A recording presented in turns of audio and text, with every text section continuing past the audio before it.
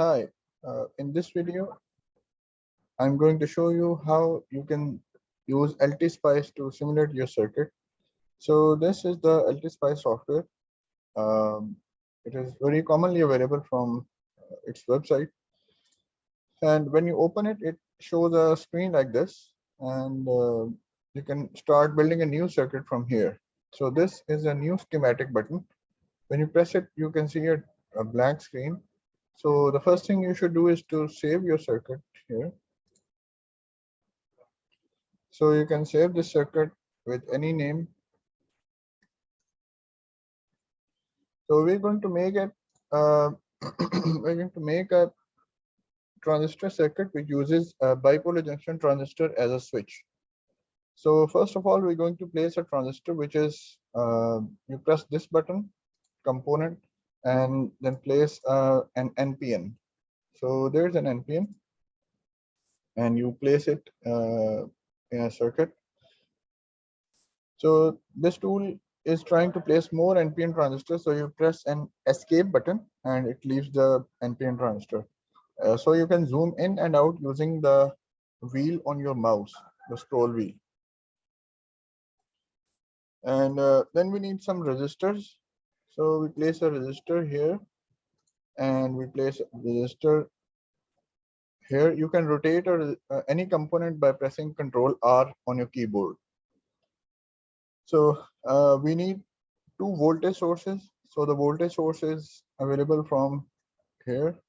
So this is a voltage source and another voltage source here at the input. So you press escape button again, and we need ground symbols at the bottom of each voltage source and at the emitter of the transistor. So we need to connect these components, and this is the tool which you can use to connect these components. So you have to connect these components one by one like this. So you click at every node you want to connect and draw a line, and then click again at the ending node. So this is the way how you can connect these components. So you press escape, and this circuit is now totally connected. Then you have to choose the values for each of these components, and for that you have to right click on each of these components.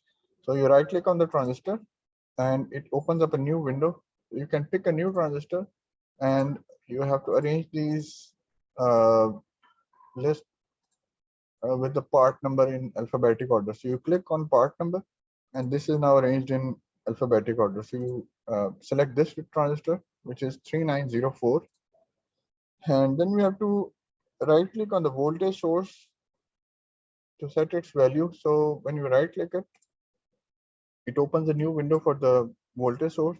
You set its DC value at 10 volts, and you set this resistor to 100 ohms and this resistor to 1 kilo ohm. So this is 1K.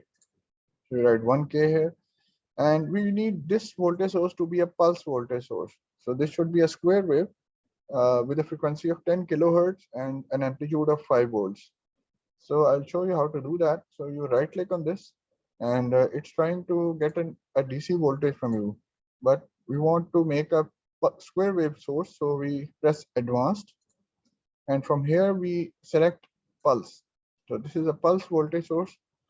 We set the initial voltage to 0, the final voltage to 5, and we can leave these fields blank, but I think we should set the rise time to 1 nanoseconds and the fall time also to 1 nanoseconds.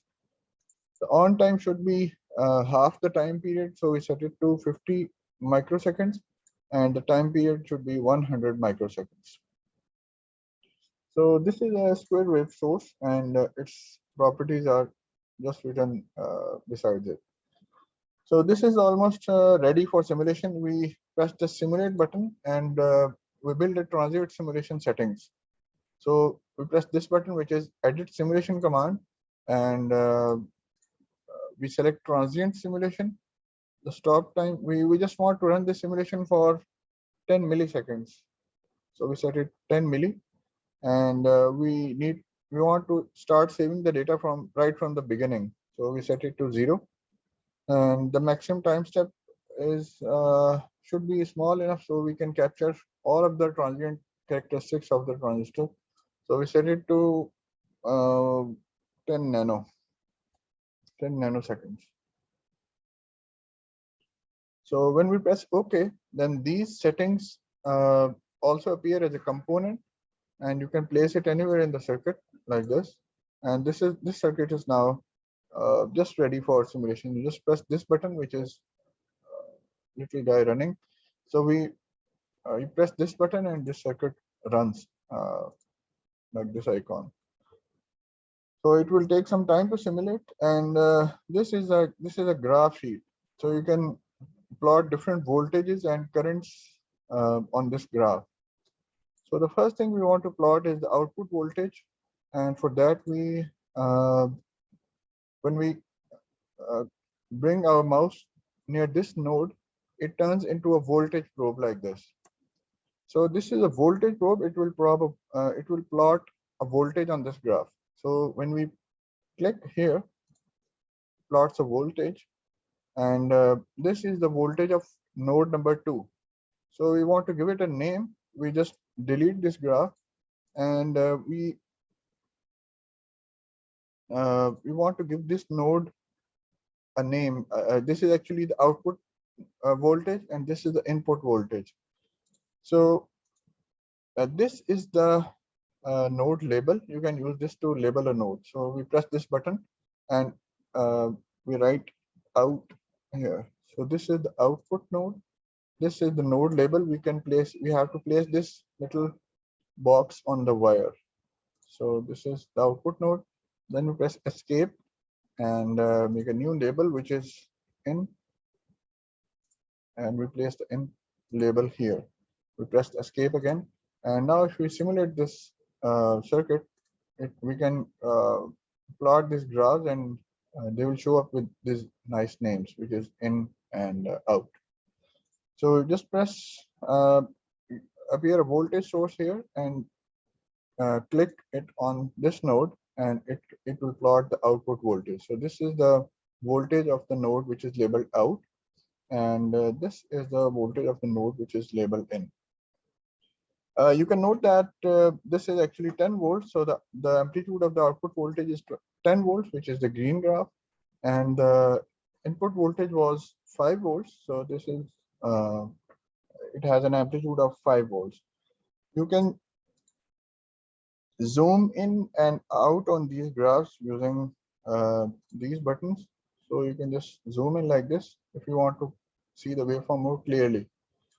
So this is the waveform. We can see that there is some slight delay from the falling edge of the input to the rising edge of the output.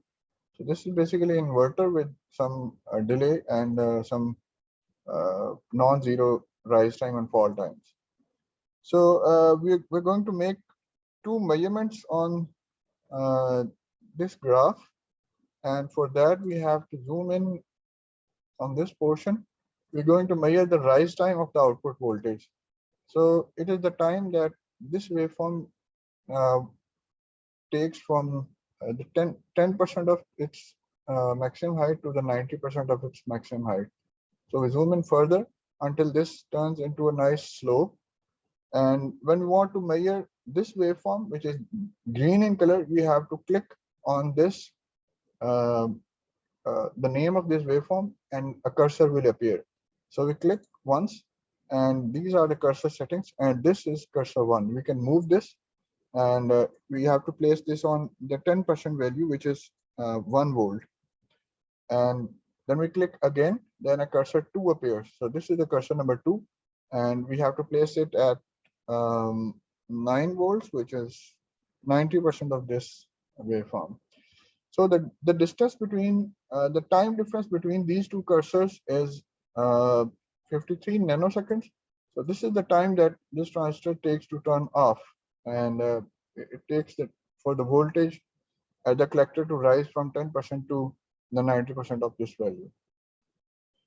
And then we can close this cursor, and when we click this button, it will zoom out of all the graphs.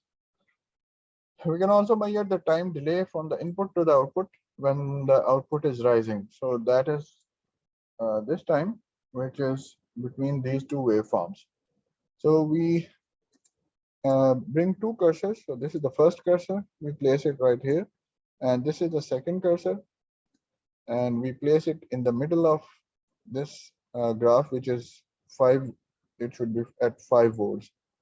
So this is the graph, and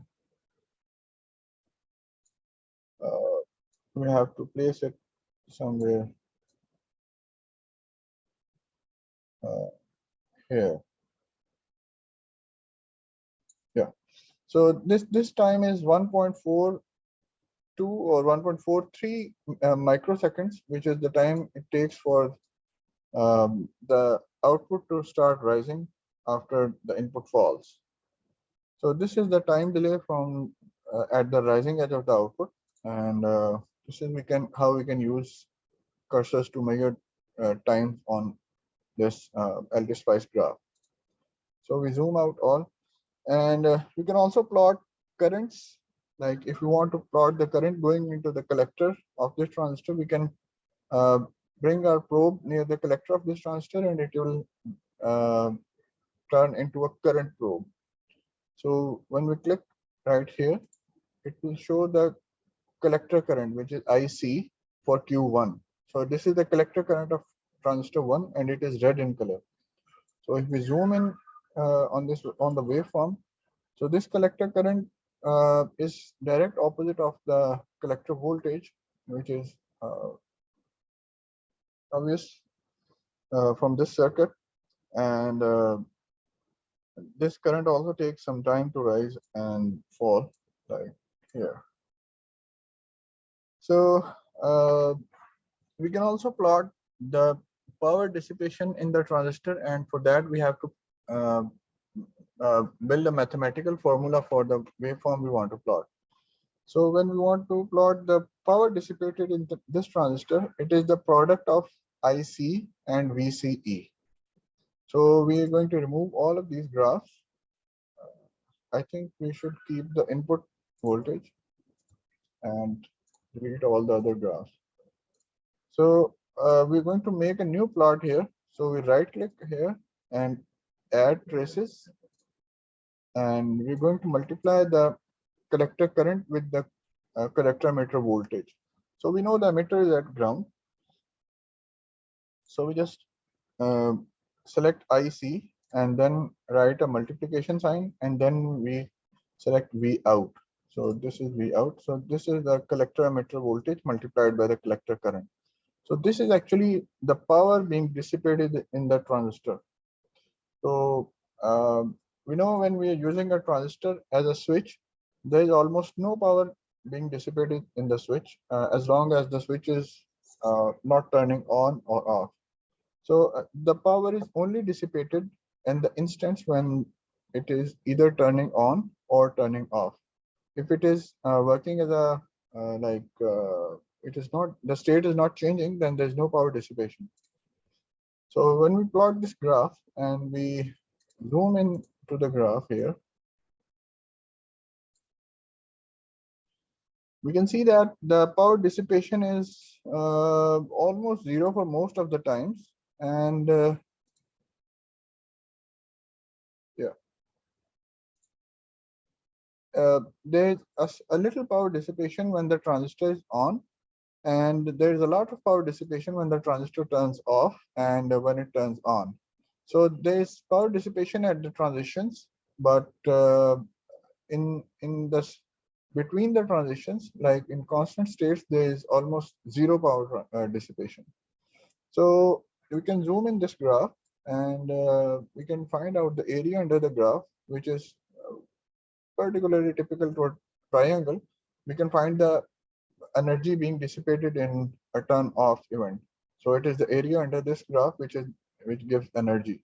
So this is the power, and similarly we can this is the instant when the transistor is turning on, and this is the instant when the transistor is turning off.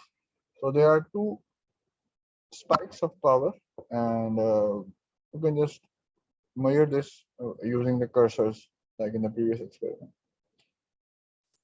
So this is LTspice. The user interface is actually not very excellent, but it can simulate real circuits very accurately.